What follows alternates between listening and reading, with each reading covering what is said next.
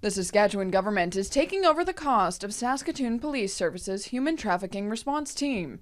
It's a big relief for the people involved, who have been paying out of their own pocket to keep the service afloat over the last 5 months. In March, a 3-year federal funding commitment through the Department of Justice's Victims Fund expired, leaving SPS on the hook to find alternative funding. When all of a sudden you've built something that's of incredible value, that you believe in, that's very important, and then all of a sudden there's an unforeseen risk to that work, it creates anxiety. The response team works with victim services to connect human trafficking survivors with resources to end the cycle of abuse, and connects investigators with community agencies.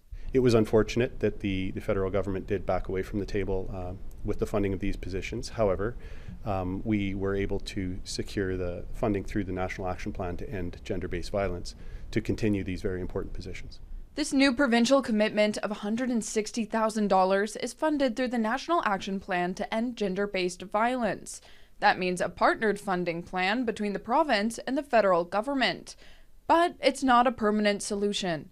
There is still a risk that funding won't be renewed next year. We would certainly expect that the continuation of programming that is already in existence is a top priority. Another Saskatoon organization, Hope Restored, also lost federal funding in March under the same circumstances. Amounting to 20% of their budget, they have since been forced to cut some services. The Survivor Support Services organization, currently receiving funding from the province through the Action Plan, which expires next year. A coordinated response to human trafficking must include 3 elements: education and prevention, a strong and compassionate response, and long-term survivor support.